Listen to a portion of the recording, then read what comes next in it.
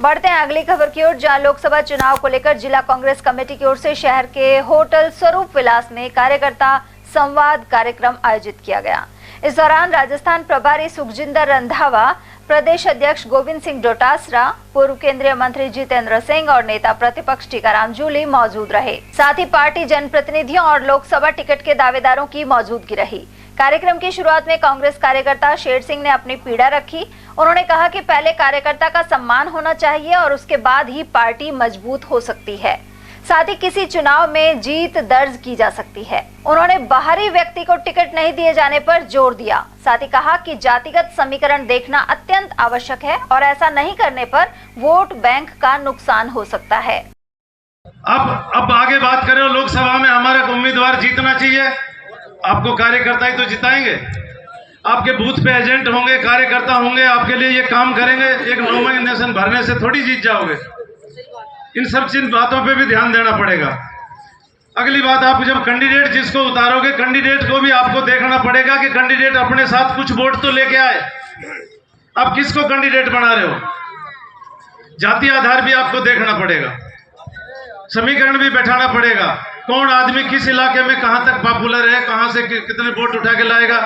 ये थोड़ी है कि एक कोने के उधर के बैरोड के कोने के आदमी को टिकट दे दिया, राजगढ़ वाले जानते नहीं, राजगढ़ वाले को टिकट दे दिया, तिजारा वाले जानते नहीं।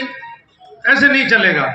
आदमी ऐसा हो जिसको आज की तारीख में पूरे जिले में लोग कम से कम नाम से जानते हो, आंखों से नहीं देखा हो तो नाम से जानते हो, किसी पद पे रहा हो, किसी कार्यकर्ता के बीच में रहा हो। ये सच्चाई है, सुनने की हिम्मत नहीं है। चापलूसी करने की से काम नहीं चलने वाला। थोड़े दम रखो, थोड़ा दम रखो, किसी वोट बैंक को लेके चलो। अब आपके बीच में, आज आपके बीच में कई दावेदार आए हैं, होंगे पता नहीं, मुझे नहीं पता कौन कौन है कौन कौन नहीं है। जितने भी हैं, आप आदमी ये तो देखो कि हमको किसको टिकट देना है, कौन जीतेगा। हम तो कहते हैं भंवर साहब को टिकट दे दो, भंवर साहब जीतेगा। यदि भंवर साहब टिकट नहीं लेना चाहते, नहीं लड़ना चाहते, नहीं आपका समीकरण बन रहा है, दीपचंद खेरिया जी को दे दो। जाट बिरादरी 1.5 लाख वोट तो लेके आएगा अपने साथ। पिछली बार भंवर जितेंद्र साहब 3 लाख वोटों से हारा था। 80% जाटों ने बीजेपी में वोट दिया। कम से कम जाटों को, जाट को शर्म आएगी तो ताऊ के साथ आ जाएगी।